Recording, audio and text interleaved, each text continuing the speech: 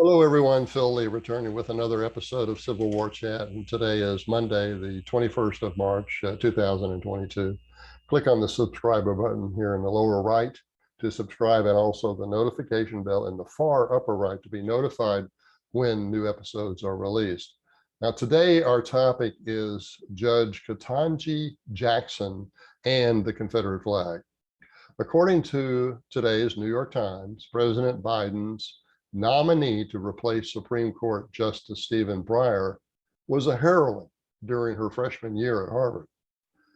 18-year-old Ketanji Jackson was heroic because she encouraged other Black students protesting a Confederate battle flag that had been suspended from a dormitory window back in 1988. She encouraged them to resist a temptation to use the protest as an excuse to skip classes. Now, like the other protests, she was convinced of the flag's evil symbolism and that it showed nothing but hatred towards Black, but she felt it was irresponsible to use the protest as an excuse to skip classes. For that modest nod towards personal responsibility, the fawning New York Times article portrays her as some kind of a superwoman. The incident happened 34 years ago when most Americans regarded the Confederate flag as a symbol of Southern pride, not racism. As a Black girl who may have learned to associate the flag with its shameful appropriation by racial segregationists and white supremacists, when her parents were her age, or the age of a freshman at Harvard, she was entitled to her opinion and to her freedom to express that opinion without censorship. But what she wanted and eventually got was the privilege to transform American society into one that completely forbids the symbol. Today, Judge Jackson's interpretation dominates. Most any contrary opinion is censored by a dictatorial cancel culture or by the applicable governing institutions, be they colleges, corporate America, and government bodies at all levels. The situation is merely one indication of a culture that has convinced itself that men can transform themselves into women and vice versa. It's a kind of madness, I guess, that is reflected in this whole entire trend. Nonetheless, if not a madness, then certainly an obsession that borders on madness. Nonetheless, most Americans still regarded the flag as a regional pride symbol until a few years ago.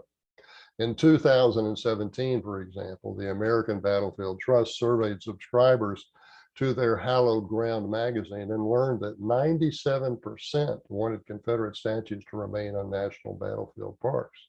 Almost 85% did not want Confederate monuments removed from other locations.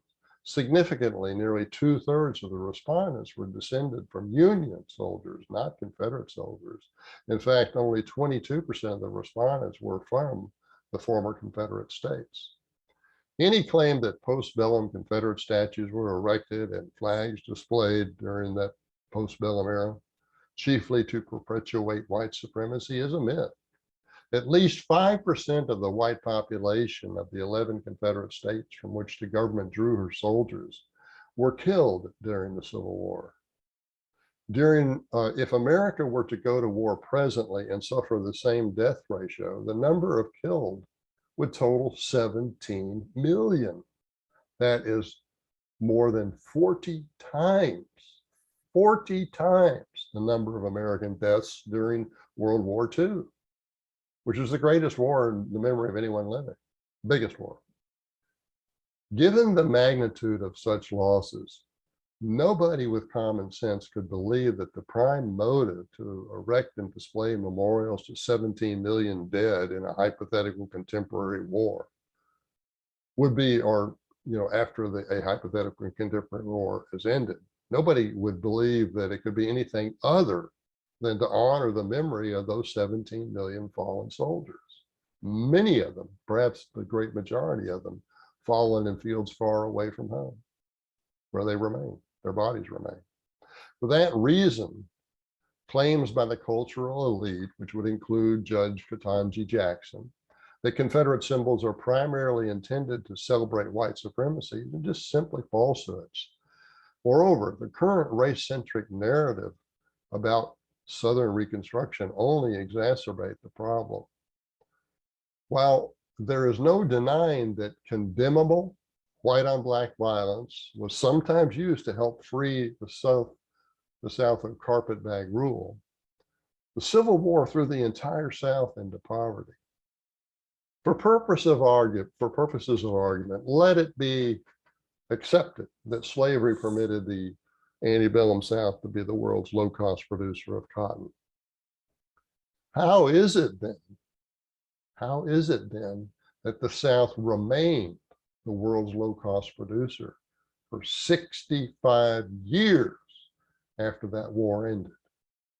The answer, which academia mostly ignores and the media completely ignores, is that the entire region was thrown into poverty, not just the blacks.